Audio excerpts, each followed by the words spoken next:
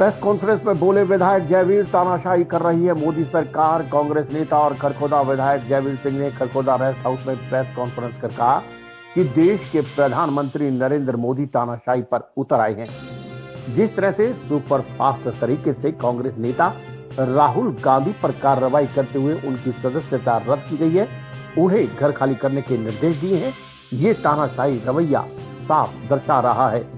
देश की जनता इस पूरी कहानी को समझ रही है।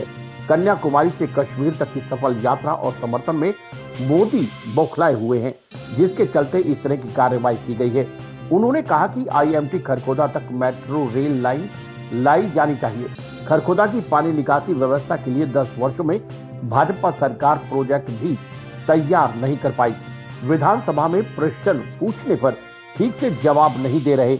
बारिश के कारण हुए नुकसान की अब तक 15% किसानों की गिरदावरी भी नहीं हुई है। खेतों की पानी निकासी के लिए रिकॉर्ड में पैसे मंजूर हुए दिखाए गए, लेकिन वे कहां गए इसका कोई अता पता नहीं है। लेकिन किसानों की समस्या ज्यों की त्यों बनी हुई है। इस मौके पर पूर्व चेयरमैन रमेश दहिया, शमशेर दहिया, जोगेंद्र दहिया, विजेंद्र दहिया, कुलदीप दहिया, अंकित दहिया सहित विभिन्न पदाधिकारी उपस्थित रहे। आज देश और प्रदेश में प्रजातंत्र जो हमारा सभी धर्मों के लोग रहते हैं, सभी जातियों के लोग और अनेकों भाषाएं बोली जाती हैं हिंदुस्तान में, लेकिन आज केंद्र सरकार हो चाहे राज्य सरकार हो, भारतीय जनता पार्टी सरकार की तरफ से कानून की धज्जियां उड़ाई जा रही हैं। लोकतंत्र आज खतरे में है, हमारा संविधान आज खतरे में है और कोई भी देश अगर चलता है तो संविधान के हिसाब से चलता है, लेकिन आज उसकी जड़ें कमज़ोर की जा रही हैं। राहुल जी का जो फैसला है उसको निष्कासित करने का ये बिल्कुल सोचा समझा भारतीय जनता पार्टी और आरएसएस का फैसला है, क्योंकि इतना फास्ट तो काम हमने कभी देखा ही नहीं। अच्छा, दूसरा जो चुनाव में कर्नाटक में स्पीच थी राहुल जी की, उसके ऊपर या तो सबसे पहले एक्शन तो उसने लेना चाहिए था चुनाव आयोग ने, और फिर दूसरा देखो जो बातें कही गई तो राहुल जी ने सवाल यही तो किया है अब भाई ये कनेक्शन क्या है, क्या रिश्ता है अडानी के साथ, और ये ललित मोदी, नीरव मोदी, तो इनका रिश्ता क्या है जो इस तरह का देश में घपला कर रहे हैं। सवाल इतना ही था, लेकिन पता नहीं तो पर भारतीय जनता पार्टी और आरएसएस के लोग डरे हुए हैं कि राहुल जी ये लोकसभा में बात बोले इनके खिलाफ ना जाए, या क्या बात है, इनका डर का पता नहीं चल रहा कि इतना जल्दी एक्शन लेना, जबकि न्यायपालिका ने 30 दिन का टाइम दिया था और इसमें इन्होंने लोकसभा से भी मेंबरशिप खत्म कर दी, घर का नोटिस भी दे दिया, तो ऐसी क्या जल्दी थी, क्या डर बैठा था? हम तो ये सवाल करना चाहते हैं। देखिए जितनी भी प्रक्रिया हुई ये देखो कितनी फास्ट होती है, और जबकि जिसने ये केस किया था वो एक बार वापस भी ले लेता, स्टे ले लेता उसमें। भाई मोदी जी क्या क्या बोलते हैं, कभी सोनिया गांधी जी के बारे में, कभी नेहरू जी के बारे में, कभी राहुल जी के बारे में, क्या क्या बोलते हैं, उसके ऊपर तो कोई एक्शन नहीं। अगर नई न्यायपालिका का सही पालन हो रहा है तो एक्शन तो कोई भी हो, सब बराबर है। कार्यों में या तो अनदेखी करती है सरकार, या जानबूझकर भेदभाव की नीति अपना रही है। अब पेपरों में तो काम दिखाते ही, भाई इतने करोड़ का हो गया, इतने एस्टिमेट हो गया, इतना ये हो गया, इतने का टेंडर हो गया। हमने कई चीज़ें उठाई थी भाई, कई गाँव में हमारे जैसे रोड साइड में, झरोट में, बीदलान में, रिडाऊ में, गोरड में, सिलाना में, या आसपास के गाँव में हर बारिश में हज़ारों एकड़ फसल खराब होती है, पानी भर जाता है। इसकी स्थायी निकासी के लिए हमने क्वेश्चन लगाए, तो क्वेश्चन का जवाब पेपर में तो आता है, लेकिन ग्राउंड पर कोई काम नहीं हो पा रहा है। तो हमारी कोशिश बार बार यही रहती है। मैं 3 साल से इस बात की कोशिश कर रहा हूँ कि भाई ये काम जल्द से जल्द पूरा हो ताकि किसानों की फसल बच के। हमने पहले भी कोशिश की थी, 9 करोड़ रुपए इसके मंजूर कराए थे हमारी सरकार में, लेकिन उस प्रोजेक्ट का तो कहीं अता पता ही नहीं। अब फिर वही चीज़ आ रही है, पूरा खरखोदा शहर एक बारिश होते पूरा पानी से भर जाता है, चारों तरफ रोड खराब हो जाते हैं। उसके लिए भी सरकार का जवाब आया है और कोई एस्टिमेट जो आया था उसको दोबारा से फिर मंगाया गया। ये तो सिर्फ वही बात होगी, मैं पेपर चलते रहो, काम कुछ नहीं करना। तो मेरा कहने का मतलब है सरकार जो भी इलाके की समस्याएं हैं उन पे गौर करना चाहिए। तो जवाब दिया है इन्होंने सिर्फ इतना ही दिया है कि ये है मेट्रो हमारे पास, नए प्रपोजल कोई नहीं भेज रहे। एक पिलर तक हरियाणा में कहीं भी इन्होंने बढ़ाया नहीं। मेरी जब तक डिमांड रहेगी, क्योंकि हजारों आदमी डेली यहाँ से दिल्ली सर्विस दिल्ली जाते हैं, आना जाना बना रहता है, और IMT से जुड़ने के बाद तो यहाँ मेट्रो की ज़रूरत है। हमारी ये डिमांड रहेगी, हमेशा उठाता रहूँगा कि रिठाड़ा से खरखोदा तक मेट्रो दी जाए। जो बारिश हुई है, ओलावृष्टि हुई है, तो हमारे इलाके में खरखोदा में ज़्यादा ही नुकसान हुआ है। कम से कम 80% गेहूँ की फसल पूरी बर्बादी समझो। और पहले भी बारिश आई, उससे भी खरखोदा में काफ़ी नुकसान हुआ था। अब 2 दिन की बारिश ने और तहस नहस कर दिया। इसके ऊपर मैं इतना कहना चाहूँगा, वैसे हमने विधानसभा में भी ये बातें उठाई थी और मुख्यमंत्री ने खुद आश्वासन दिया था 24 घंटे के अंदर गिरदावरी होगी, 48 घंटे के अंदर अंदर उसकी रिपोर्ट पूरी प्रदेश की आ जाएगी। लेकिन यहाँ खरखोदा में अब तक 15% भी गिरदावरी का काम नहीं हुआ। तो मैं इसी बात को जल्द से जल्द गिरदावरी करा के और किसान को फसल का जो नुकसान हुआ, 500 हजारों एकड़ फसल में जो नुकसान हुआ है, उसको मुआवजे के साथ किसान को पूरा मुआवजा दिया जाए ताकि किसान को कोई नुकसान की भरपाई हो सके। SS शर्मा की रिपोर्ट। JBH स्कूल में 6ठी कक्षा से 11वीं कक्षा तक का वार्षिक परिणाम घोषित किया गया। प्रत्येक कक्षा में प्रथम, द्वितीय और तृतीय स्थान प्राप्त करने वाले विद्यार्थियों को प्रधानाचार्य सुमन दहिया द्वारा पुरस्कृत किया गया। प्रधानाचार्य सुमन दहिया ने कहा कि विद्यार्थियों को उनकी उपलब्धि पर पुरस्कृत करने से उनका मनोबल बढ़ता है ताकि वो जीवन में और अधिक मेहनत करके सफल हो सकें। विद्यालय का वार्षिक परीक्षा परिणाम 100% रहा। ये शिक्षक और विद्यार्थियों की मेहनत का परिणाम है।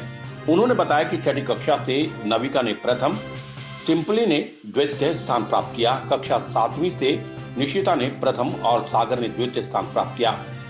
कक्षा 8वीं से स्वीटी ने प्रथम, विशाल ने द्वितीय स्थान प्राप्त किया। कक्षा 9वीं से दृष्टि ने प्रथम, गोविंद ने द्वितीय और जीनल ने तृतीय स्थान प्राप्त किया। कक्षा 11वीं से आंचल ने प्रथम, स्वाति ने द्वितीय और खुशी ने तृतीय स्थान प्राप्त किया।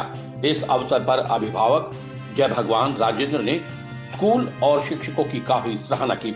इस मौके पर हेमलता कौशिक, प्रीति मलिक, प्रियंका, सुरेंद्र, राजेश्वरी, कविता, मंजू, निशु राजपूत और अन्य शिक्षक मौजूद रहे। तो किया गया पुरस्कृत। आज दिनांक 31/3/2023 को JBH सीनियर सेकेंडरी स्कूल में वार्षिक परीक्षा परिणाम घोषित किया गया, जिसमें 6ठी कक्षा से 11वीं कक्षा तक के छात्रों को उनकी पोजीशन आने पर उनको पुरस्कार देकर प्रधानाचार्य सुमन दहिया जी द्वारा सम्मानित किया गया। इसमें सभी स्टाफ सदस्य भी मौजूद रहे। मैं Rajendra Singh JBH school senior secondary school से बोल रहा हूँ। ये स्कूल में मेरे बच्चे पढ़ते हैं कम से कम 10 साल से।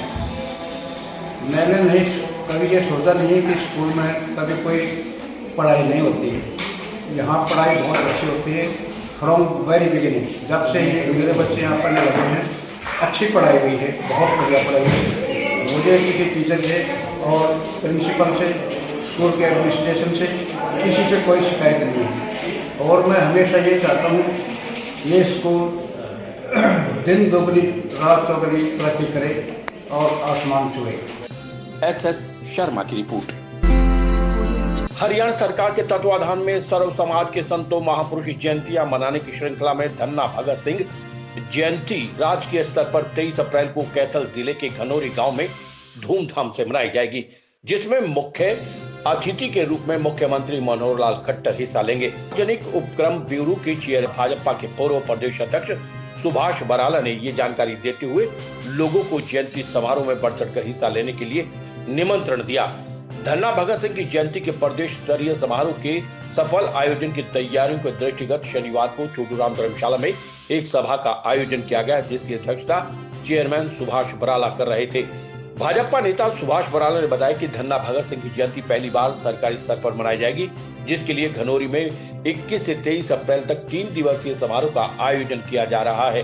पहले 2 दिन स्थानीय लोगों द्वारा समारोह आयोजित किया जाएगा, जबकि अंतिम दिन राजकीय तौर पर प्रदेश स्तरीय आयोजन होगा। इसमें प्रदेश के कोने कोने से लोग बड़ी संख्या में शामिल होंगे। भाजपा सरकार के तत्वाधान और मुख्यमंत्री मनोहर लाल खट्टर के नेतृत्व में पहली बार प्रदेश में संतों महात्माओं की जयंतियां सरकारी स्तर पर मनाई जा रही हैं, ताकि आने वाली पीढ़ियों को उनसे परिचित होने का अवसर मिले। बेमौसम बरसात से किसानों की राहत के लिए करवा रहे हैं विशेष गिरदावरी। बेमौसमी बरसात से नुकसान को लेकर उन्होंने कहा कि सरकार स्वयं इस ओर ध्यान दे रही है। नुकसान के आकलन के लिए विशेष गिरदावरी करवाई जा रही है, ताकि किसानों को राहत दी जा सके। उन्होंने कहा कि भाजपा सरकार 1 लाख सरकारी नौकरी का आंकड़ा हासिल कर चुकी है, साथ ही बड़े स्तर पर स्वरोजगार स्थापित करवाए गए हैं। गठबंधन पर किए सवाल पर उन्होंने कहा कि वर्तमान में सरकार अपने प्रदेश की 2.5 करोड़ जनता के हितों की मजबूती देने में जुटी हुई है। मुख्यमंत्री के गांव चलो कार्यक्रम और अधिकारियों को जन सुनवाई के आदेशों पर पूछे गए सवाल पर उन्होंने कहा कि मुख्यमंत्री मनोहर लाल खट्टर की प्राथमिकता जनहित है, इसीलिए वे गांव-गांव जाकर लोगों की समस्याओं का हल करते हैं। जो 23 अप्रैल को धन्ना भगत जी की जयंती सरकारी स्तर पे मनाई जाएगी, उसके लिए मैं एक बैठक लेने के लिए यहाँ पर पहुँचा और इस बैठक में खाप पंचायतों के प्रमुख, सामाजिक कार्यकर्ता, खास करके जाट समाज से जुड़े कार्यकर्ता और चुने हुए प्रतिनिधि, इसमें यहाँ के सांसद रमेश कौशिक जी, मोहन लाल जी, विधायक, जिला परिषद के चेयरमैन राजवीर जी, राजीव जी, खापों के मुखिया सुरेंद्र दहिया जी, दहिया खाप के 360 खाप के राजेंद्र जी और सुरेंद्र जी खत्री खाप के ऑल इंडिया के, और कई अन्य जाट संस्थाओं के मुखिया यहाँ पर उपस्थित हुए हैं। और आज की इस बैठक का मुख्य उद्देश्य, जैसे मैंने बताया, कि हरियाणा सरकार की पहल पे जो पिछले कुछ सालों से सिलसिला शुरू हुआ है, समाज के सभी ऐसे हमारे संत महात्मा, ऐसे महान पुरुष, हमारे मार्गदर्शक, जिनकी जयंतियां अलग अलग समय पे सरकारी स्तर पे मनाई गई है, और अब जाट समाज के बहुत बड़े संत हुए धन्ना भगत जी, उनकी जयंती मनाने का काम 23 अप्रैल को किया जाएगा। ये जयंती का कार्यक्रम कैथल जिला के धनौरी गांव में, जो नरवाना विधानसभा का गांव पड़ता है, उस गांव में होगा। वैसे जयंती का कार्यक्रम 3 दिवसीय होगा, 21, 22, 23, लेकिन मुख्य कार्यक्रम जिसमें हरियाणा भर से धन्ना भगत जी को मानने वाले या अन्य श्रद्धालु उस कार्यक्रम में पहुंचेंगे। इस कार्यक्रम की में मुख्य अतिथि के रूप में हरियाणा प्रदेश के मुख्यमंत्री मनोहर लाल जी पहुंचेंगे, और इसके अलावा 21 और 22 तारीख को वहाँ हवनीय होगा धनौरी गांव के अंदर धन्ना भगत जी के मंदिर में भंडारा होगा, और शाम के समय में धन्ना भगत जी के जो जीवन की गाथा है वो प्रस्तुत की जाएगी। तो इस प्रकार से 3 दिवसीय कार्यक्रम गांव धनौरी के अंदर आयोजित किया जाएगा। निर्देश दे चुकी है, जिन किसान भाइयों ने अपनी फसल का बीमा करवा रखा है, उनकी जानकारी मेरी फसल मेरा ब्यौरा पोर्टल के माध्यम से भी और जो बीमा एजेंसी हैं और कृषि विभाग है उसके माध्यम से भी सरकार के पास पहुंचेगा। और जो रेवेन्यू डिपार्टमेंट स्पेशल गिरदावरी करवाता है वो स्पेशल गिरदावरी भी सरकार ने करवाने के आदेश दिए हैं। बोरों में ज़्यादातर काम पूरा हो गया था, लेकिन दुर्भाग्य है कि इस बार लगातार कई दिन से बीच बीच में रुक करके बारिश हो रही है। अभी 2 दिन से फिर दोबारा से बारिश का क्रम शुरू हुआ है, इसलिए जो भी कहीं इस प्रकार के नुकसान की गुंजाइश भविष्य में भी दिखाई देगी, सरकार प्रयास करेगी कि किसान की फसल का जो नुकसान हुआ है, चाहे वो बीमा कंपनियों के माध्यम से या फिर सरकार जो सीधा मुआवजा किसान को देती है अपने खजाने से, उसके माध्यम से किसान के नुकसान की भरपाई की। किसी भी प्रकार की कोताही बरतने की इजाज़त किसी भी कर्मचारी अधिकारी को नहीं दी जाएगी, क्योंकि एक तरफ तो मौसम की मार है, दूसरी तरफ इस प्रकार की कोताही बरती जाएगी तो निश्चित रूप से किसान के साथ बड़ी दिक्कत होगी। और ऐसी दिक्कत किसान को किसी भी सूरत में नहीं आनी दी जाएगी, उसका संज्ञान लेकर के उसका समाधान किया जाएगा। श्याम वशिष्ठ की रिपोर्ट।